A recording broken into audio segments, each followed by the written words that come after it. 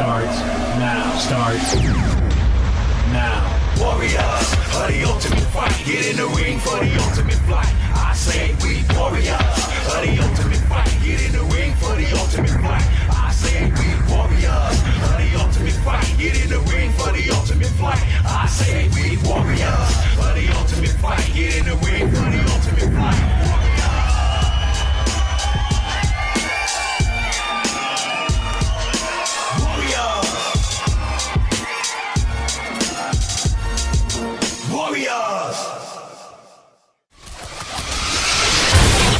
And now, it's Ultimate Combat Radio with your host, Mike Stidham on 1280 and 97.5. The Zone, brought to you by Aztec Highway, WDFA.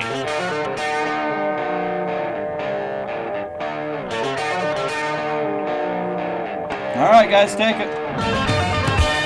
Welcome to Ultimate Combat Radio, Utah's only all-mixed martial arts radio show. I'm Mike Stidham, bringing you the latest news in the world of mixed martial arts. Now I'm joined in the studio by the Kaiser. Kaiser, you're back. How you doing, my man? Oh, man, it's good to be back. I called in last week, but it's always nice to be in the studio for the show.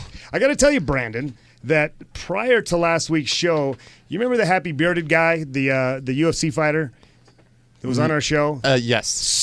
Super energetic, super happy. Yes. We were like kind of taken aback when we got him on the air, and you outdid him. Your energy. Oh, man, I was so excited. It was awesome, man. So, and things didn't work out so well at the fights, right, for your guy, Kenzie? Well, no, Kensei lost a decision, unfortunately. That kid was tough that he fought. He was tough, yeah. Yeah, Kenzie always puts on a good show, though, man. He's one of those guys that a promoter just loves to have on the card because he's exciting. Win, lose, or draw, he's going to put on a great show. Kensei's a guy that every gym owner wants to have training in his gym, and every promoter wants on his card. He's just an all-around good cat. Yep, I agree, and that kind of seems to be the case with a lot of those guys up there at the Mushin Self-Defense. Oh, thanks, Mike. Appreciate it, man.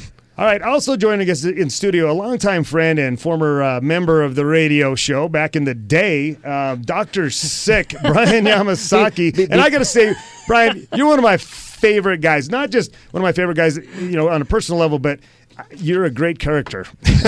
which is why I was fired from my post. Oh, come on. You weren't fired. You resigned. Yeah, look, Brian's got you better say things to potato, do. I say tomato.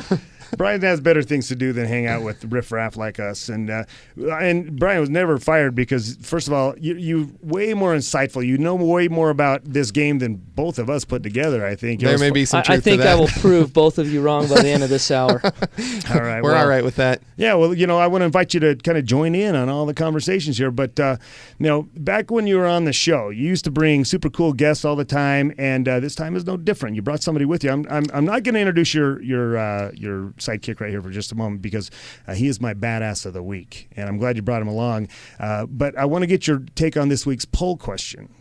And this week's poll question is something that you and I have had conversations about over the years, and it is, should teammates fight each other in mixed martial arts? I don't think so. Personally, I don't think so. I don't think it's good for teams. I mean, first I have to speak on that level because I think that's where I'm most passionate, and I don't think it's ever good for a team. But from a bigger vantage point, I don't think it's necessarily good for the sport. I don't think it fosters entertaining fights. Okay. Well, there you go. Now, I actually stole this question from mixedmartialarts.com. They had it up as their weekly poll question. And I saw it. I go, man, this just reminds me of some conversations that Brian and I have had over the years. And so I want to give some of the numbers that they had. They had about 700 respondents, and 48% of the respondents said yes, they should. And, I think you're talking about a fan's perspective. Sure. A fan wants to see it all the time. So, but there were some actual fighters that weighed in, and it seemed like across the board, Nate Quarry and some other fighters had weighed in on their poll, and unequivocally, they were no. They said no. They didn't think that they would want to do that. And that was 22% of the people were saying no, and most of those I could kind of guess were fighters. And then they had a third category, only in title bouts, was like a 23%. And we've had some people weigh in on Facebook, and they really feel like, hey, man, my dream is to be a champ, and your dream is to be a champ. If it comes down to it, why would we want to stand in each other's way to be that champion? So I'm kind of seeing everybody's perspective, but I want to kind of offer mine. And I think really, what it boils down to is what angle of the game are you responding from? Are you a fighter? Are you a coach? Are you a promoter? Or are you a fan? Even as a fan, I'm going to say again, I think it makes for a less interesting fight. I mean, both guys they know each other, right? They're teammates. They know how to counter each other. They know, I think they're gonna play a lot more conservatively.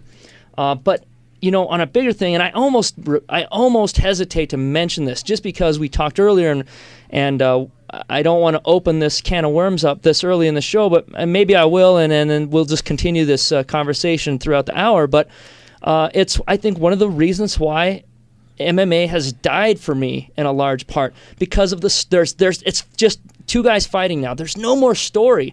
To me, one of the most interesting things about fights are the story, the backstory, the meanings of it. For instance, back in the early 90s was when the Shamrocks and the Gracies were still fighting. When they were fighting, it was Team Lion's Den versus the Gracie clan. And that's what was exciting. Which team, which fighting method was going to come out on top. That meant more to me than is Frank Shamrock going to beat up Ken Shamrock again? That's it. That is great. And really, if you think about it, back in the early days, it was which style would be superior over which style. And obviously everybody seems to have evolved with the sport. But I guess I want to kind of give my take, and I'm going to get real philosophical. And the only reason I'm going to do that is because you're here. You've inspired me. You're one of those deep thinkers. So bear with me. I've always felt that this thing we call MMA is a sport. I think if you hate your opponent, that perhaps you shouldn't fight your teammate. And certain guys kind of have to hate their opponent. And I'll give you an example that recently Aaron Sawyer and John Kafer were lined up to fight one another. Both guys train out of my gym. And I didn't really like this matchup because as their trainer, I didn't want the discomfort in the gym. Sure. And, but it was kind of interesting to note how this kind of went down. They both showed up at the gym the week after they took this fight, and Sawyer stormed out.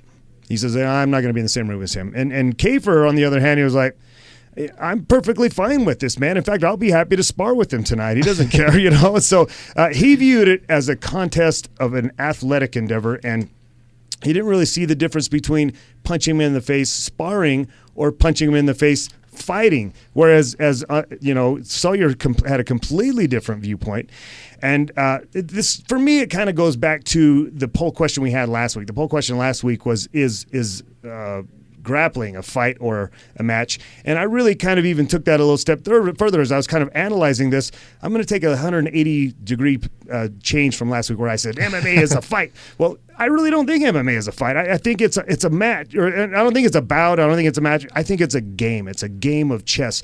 And so many times these contests are determined by the adjustments you make in the corner or just little simple adjustments that you make during the match. And so to me, it's more of a battle of wits and physicality and things that I would be more than happy to do with my friends. And when I play sandlot football with my brother and he's coming around that end with the ball in his hand, I'm going to take his head off. That's just what we do, And so if you're going to talk about fights, and I told you I was going to get philosophical, there's a fight that goes on internally. I mean, it's the nerves and all that stuff that goes on. The fight is what you go through the weeks in advance, the hours in before the fight.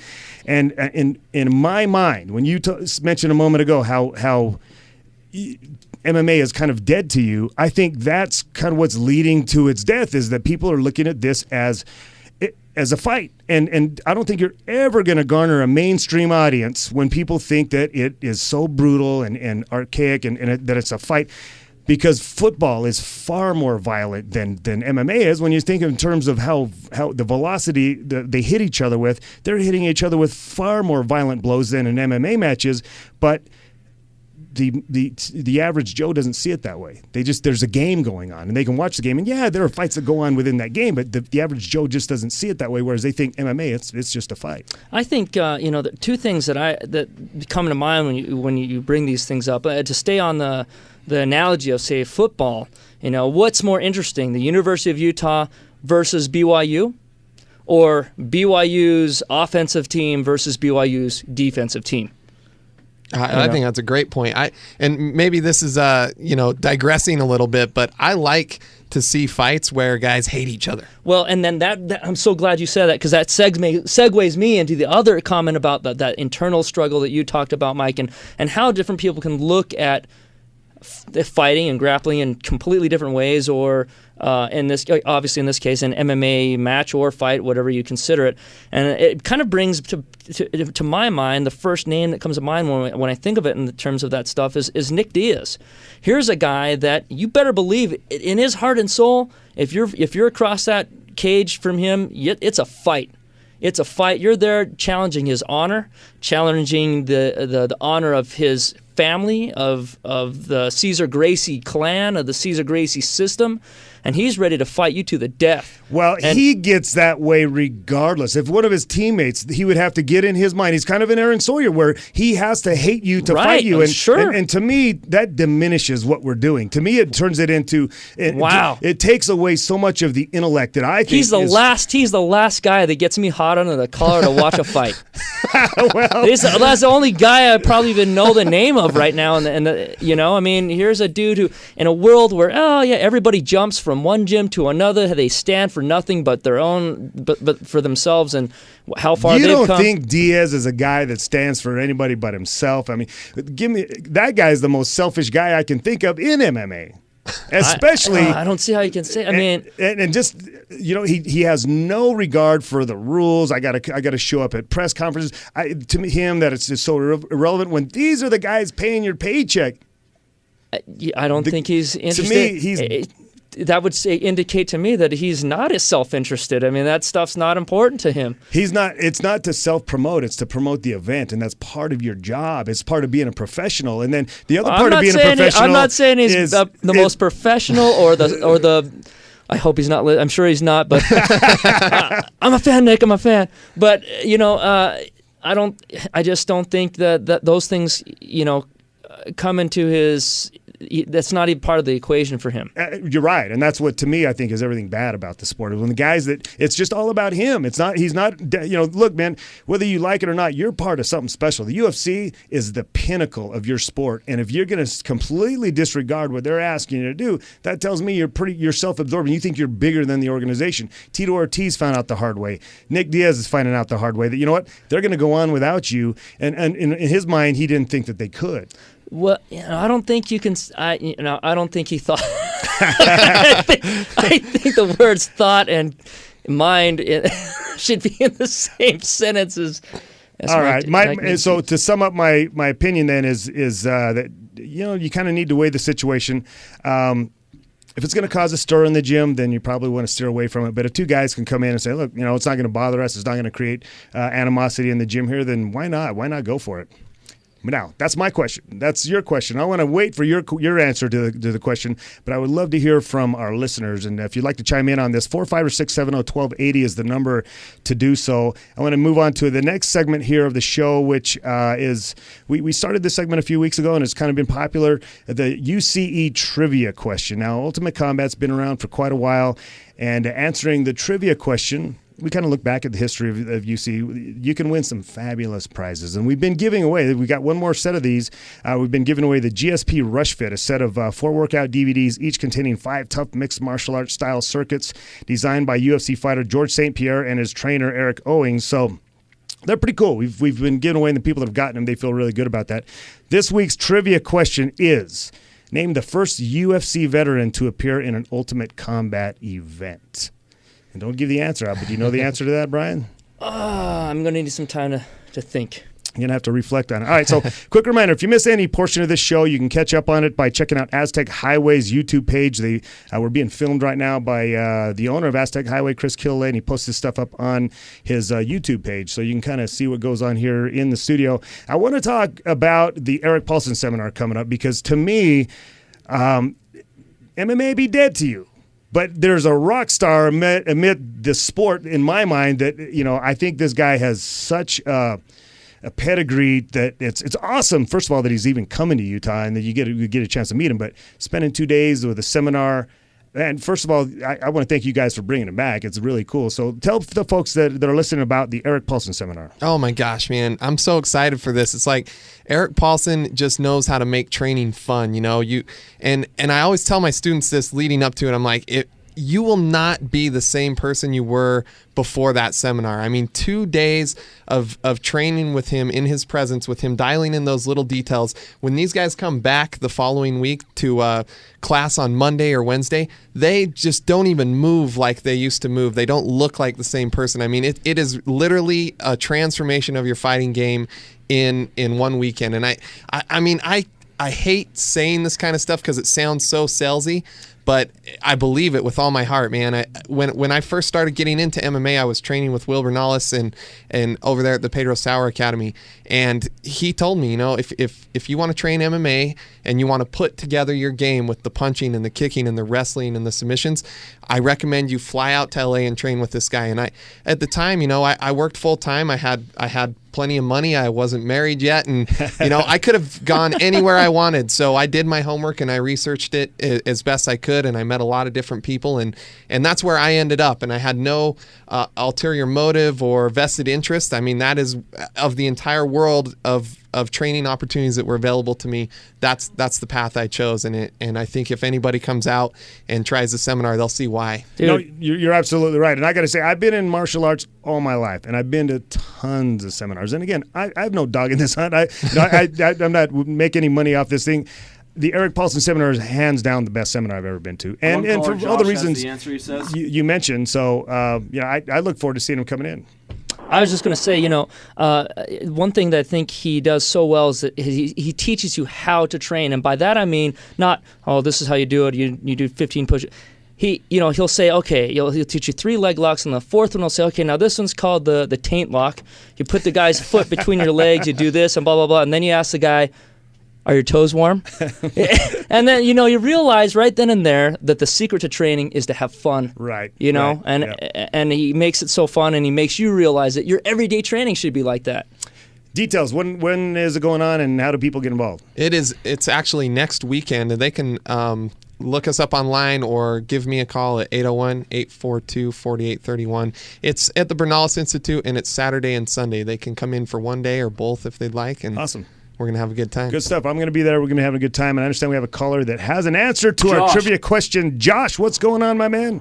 Hey, what's going on, guys? Well, we're just here talking a little MMA, man. Thanks for joining the program. Hey, thanks. Who is the first UFC vet to compete in an Ultimate Combat event, or to appear in an Ultimate Combat event? Was it Josh Berkman? Ooh, you were so close, but womp, womp, womp, womp. Nah. I'll give you a second shot, though. Take another guess. Oh, man. See, now, Josh competed before he went to the UFC. Yeah, so, he was a UCE veteran before he was a UFC veteran. So you go back to the drawing board, see what you can come up with. Do I get a guess? Do I get a guess? Well, you don't get a guess yet. No, man. If nobody gets it, we'll let you reveal your guess. I finally have my idea. All right, it's time now for our Badass of the Week. Now, I've got to tell you, over the last year or so, we've had some pretty prestigious names come on the show or be part of this Badass of the Week.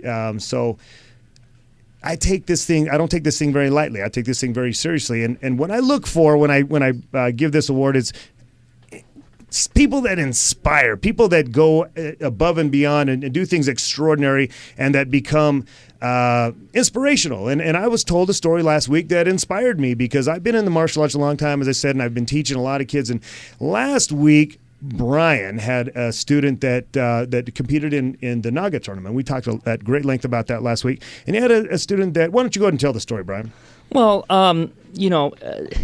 he had gone in there, and he's 9-year-old, by the way, Alan Rubio. Alan Rubio. Alan's 9 years old. He went into Naga, and he ended up he was in 2 or 3 different divisions, and ended up going through his first 3 and doing pretty well, but losing all 3. And by the 4th match, he had lost it. And his dad, who's in the studio here, pulled me over and he's like, Alan's saying he doesn't want to go out for this next match. So I'm thinking to myself, how do I salvage this? And I pull him over and I just tell him, hey, look, it can't get any worse than this. Go out there, and I'm thinking to myself, okay, please, maybe it can, because five losses is worse than 4, is it not? At that point, I said, just stop thinking, put your foot to his butt, and get him out there and just pray for the best. He loses number 5. And as he's coming off the mats, they call him out for the next one, and again, too nervous to think, and I did, in the back of my mind, I'm thinking, is one more gonna break this kid, or is it gonna make him stronger? To this day, I don't know.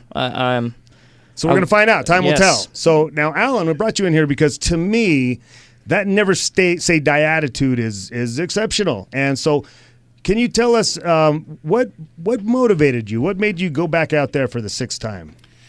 Really, it was my dad, because he was there to, help me and stuff. Well, and now I understand the tournament gave you a sword. They thought it was pretty remarkable as well. They said, and we only usually give these to guys that win their division, but they gave you a sword as well. Is that true? Yeah, and only the ones who won the advanced division. Right, that was pretty cool. So did you think that was pretty cool? Yeah. All right. So let me ask you, Alan. I mean, you went in and things didn't work out for you. Were you at class on Monday, the following Monday? Yeah. There you go, man. There's your answer. There's your answer right there. I mean, when you fall off the horse, you get back on, and I think, I look at you, man. You got a tough guy in your eyes. I know you're going to be all right. So I just want to give you all the love in the world, because I think what you did was remarkable, and keep at it, man. Sure. Good-looking kid, man, and Brian, you've got to be proud. Absolutely. I don't know if I could do that. I don't know if I could go out there in front of everybody and go out for a 6th loss. Alan did not win a single match that day, but he won over a lot of hearts. And I think that as far as the question of last week is grappling, fighting. Is if you're a grappler, can you call yourself a fighter? I think if there is an argument for that at all, it would be watching Alan go out there and. It's kind of what I talked about earlier, that the fight goes on before the match, and we have the internal struggle. So, I've got to say, I think he's going to do just fine. And here's the thing, that when you come on this show, the guys always win their next fight. So 7 times a charm, my man. Go back and get it done next time. Okay. All right. Well, thanks for coming on the show. I want to make a quick note about the Ultimate Combat Training Center. We now have Zumba classes going on out there, in addition to our wildly popular I Love Kickboxing classes. Let me tell you, Brandon, it's been a lot of fun watching all the booty shaking that's been going on at the gym there. You just lost all your enrollment. I'm just telling you. But he gained one. I'm in. And my wife's the one leading the booty shake, so I'm okay. All right, you just good save. All right. Well, I strongly suggest you take full advantage of our special offer we got going on right now for the first 50 members that come in. We're going to be giving unlimited visits for a month for $50 a month. You can't beat that. You can do Zumba, you can do MMA, you can do whatever you want to. Awesome, man. I'm glad to hear that you're not the one teaching the Zumba classes, Mike. Okay, sounds like we got Court McGee on the line, and we've been super excited about this because Court McGee is, first of all, one of my favorite guys in MMA, and he's just a classy guy. He had a fight last week or the week before. I mean, it was a recent fight. It didn't work out so well for him, but the UFC guys were we've been trying to get him on the show for the last 2 weeks because they want him to know how behind him they are, and they want his fans here in Utah to know that Court McGee's not going anywhere, man. He's still in the game. And so, Court, are you on the line there? Yes, sir. How are you doing, Mike? Well, Court, I got to tell you, man, being literally one of your biggest fans, I was pretty upset about what happened down there in Australia. Man. I'm sure you probably feel the same way, man. Can you walk us through it? Yeah. The guy ran around for 15 minutes. Ran away. I came there to fight. He just had a devastating first-round knockout, and he didn't want to fight. He just ran, man. Why do you think that was? Do you think the scouting report was that if I engage, I don't have a chance in this fight, or what do you think? That's kind of what he said. That's what he said, I guess. I was a little irritated. My hat's off to him. He's the first guy to beat me since Jeremy, so whatever. But, my hat's off to him for coming up with a good game plan, but man, we're in the UFC, dude. We're there to fight and give the fans the fight, man. Court, how do you feel about? How do you really? Did you watch the Nick Diaz fight where he kind of had the same sentiment and it was kind of like, dude, if you're going to reward reward fighters for backing up, let's see what happens when two people start backing up to try to win the fight, and see how interesting. Well, okay, what would have happened if I would have just stopped? Been like, right? So what now? Because literally, I engaged him the whole time. The only time he even came at me is if he landed a punch. So, but then even at that, he would land a punch and he would like kind of stationary. It was frustrating, man. It was just really frustrating. Go ahead. I mean, to the judges, or whatever, he won, but I didn't get beat, man.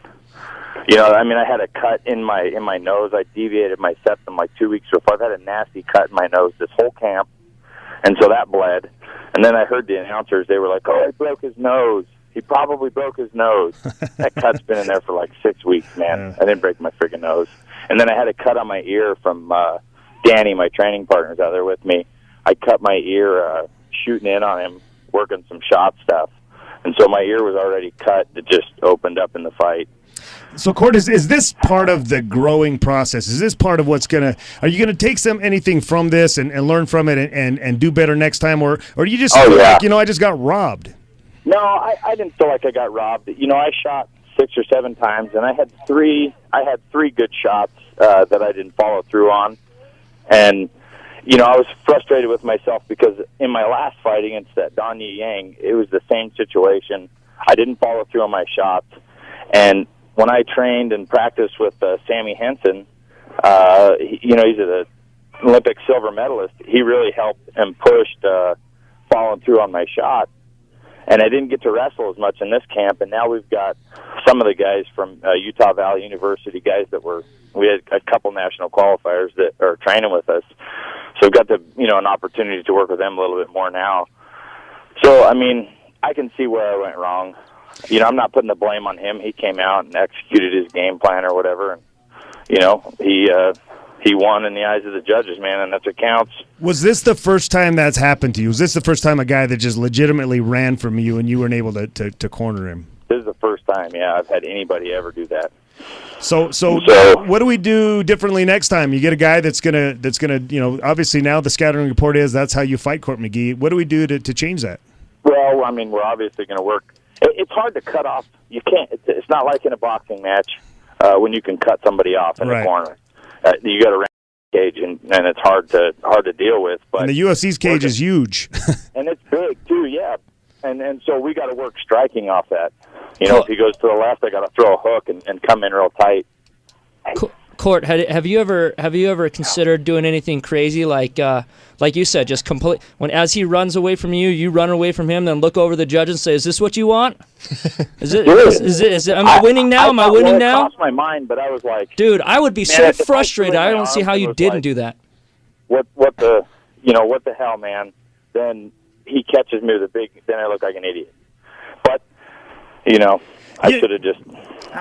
I don't know. It's kind of a catch-22 because and then you certainly don't want to insult judges, because you don't know what they're looking at or what they're seeing. They very well may be on your side till you do something like that. Now they don't like Court McGee. I never said I was the most intelligent guy out there. It's almost like they judged an amateur boxing match. That's how they judge the win. How do you feel that the international element came to play in that? Do you think the judges here would have seen and done things differently, or do you think because there's no commission in the international events, did that come to play? Do you think?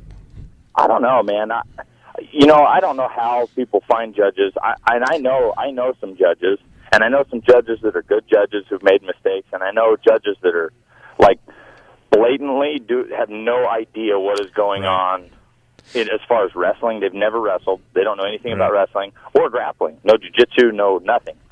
And so they're strictly going off of basically, cutting off, pressuring guys and out-striking them. Their little point counter is to the head. Yeah. And if I just threw a jab in the air, that counts as a strike. And so his 36 to my 12 with his 7 landing and my 15 landing, I mean, like, how do you judge that crap? That's garbage. Well, and I have to agree with that. How about you get rid of the time and just let us fight? That's always been my frustration, even in boxing. When I see an old lady over there judging, I'm like, well, where did she come from? And how does she know what a punch to the face feels like? And unfortunately, a lot of those are very political appointments. People they've shown an interest in the sport and they get put in there. And unfortunately, this is the end result of that. And I don't know what much about the judges that went on down there. Down to that famous Dana White quote, "Don't leave it in the hands of the fucking judges." Yeah. Well, you know what I mean? I do know what you mean. And but you fight a high caliber guy and you can't get him down, and it's hard to knock him out until you get his ass real tired. And you can't get it. You can only get somebody so tired. But when they're running like that, and we don't really get in there and fight, it's hard to get in there and finish a guy like that. I called you this afternoon. We were trying to confirm you for the show, and you were just getting done swimming. Is swimming part of your training regimen now? Yeah, it was today. We changed it up a little bit. So I did a sprint. It's 50-meter sprint, one over, one under, one over, one under, and then you rest and. You get 10-second rest, and then you do 3 to 5 rounds. So it's an Olympic pool. I'm a horrible swimmer. I couldn't do that. Yeah, it's a pretty gnarly workout. That sounds like it. It's pretty good. Chuck is the one who came up with it because he's got a buddy that does polo. And so he's like, let's do this swimming workout. And we did it, and I won the competition, man. But I'll tell you what, my lats are fried and my lungs are burning. And half of the workout is under the water, and so you're holding your breath, and it's pretty rough. Yeah, we got a kid that just signed up at our gym not too long ago. That's a water polo player as well, and he was in that Naga tournament last weekend, and he smoked through his division, and he'd only been doing this for like 3 weeks, but he's just one of those freaky strong guys, and that strength comes from really weird places because underwater, man, you got to tread that water all that time, and he was pretty phenomenal. Yeah, that's awesome, man. So what's next for you, Court? I mean, what are you doing now? Where are you training? What's happening? And what do you know when your next fight's going to be? Possibly June. I don't know. I want to get back in pretty quick. I'm uninjured. I have a little cut on my ear, and so that's about it. But so I'm in good shape still, and I'm uninjured. So I'm thankful for that. And so I want to get back in there and fight here real soon. Court, how much of that decision is made by you, and how much of it is made by the organization? It kind of depends.